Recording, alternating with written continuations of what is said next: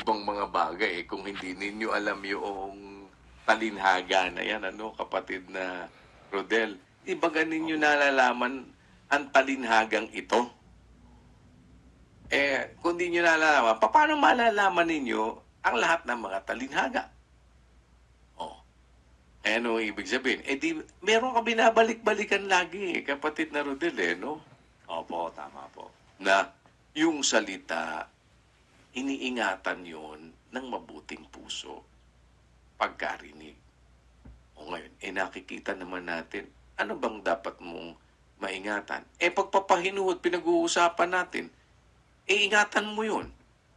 Pagpapahinuhod, laman yun ng pag-ibig, kapatid na Rodel. Ganun na lang ang pag-ibig ng Diyos. Dapat ma-appreciate natin Bakit? Di babalik ka din doon sa paborito mong talata. Binigay ang kanyang bugtong na anak upang ang sino mang sa kanya'y sumampalataya ay huwag mapahamak, huwag mamatay, kundi magkaroon ng buhay na walang hanggan. Di kaligtasan, kapatid na Rodel. Opo. Na nilalaman ng pagpapahinuhod ng Diyos. Tama po, kuya. Ang pagpapahinuhod ng Diyos, pagliligtas. Pagpapahinuhod, laman ng pag-ibig yun. Kaya yung pag-ibig ng Diyos, in-express niya yon. Binigay yung bugtong na anak niya. Bakit? Pagkakabigay ng Diyos Ama sa ating Panginoong Jesucristo, hindi ba yun bahagi ng pagpapahinuhod ng Diyos, Brother Rodel? Tama po, kuya. Opo. Naintindihan mo? Opo. Ano naman appreciation natin, kapatid na Rodel? Dapat ma-appreciate natin yun. Isang paraan para ma-appreciate mo yun, dapat, matanggap mo yun. Tama. Naparito ang ilaw. Ba't naparito ang ilaw? Dahil sa pagpapahinuhod ng Diyos yun Tama po. Anong ginawa? Hindi tinanggap.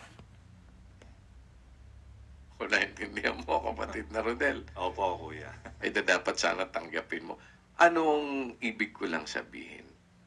Yung ating dapat na maging reaction, yung epekto dapat sa atin ng pagpapahinuhod, kapatid na Rodel. Ang epekto dapat ng pagpapahinuhod sa atin, hindi dapat na ito ay magbunga sa atin ng masama. Huwag mong pabayaan na gantihin mo ng masama yung mabuti. Kung yung ginawang ka na nga ng masama, hindi mo pa dapat gantihin ng masama yung mabuting ginawa sa'yo, pagpapahinuhod, tapos gagantihin mo ng masama. Magkakaroon ka ng ibang kaisipan, kapatid na Rodel. So, babalik ka doon. Kaya, yung appreciation, one, magpasalamat tayo palagi.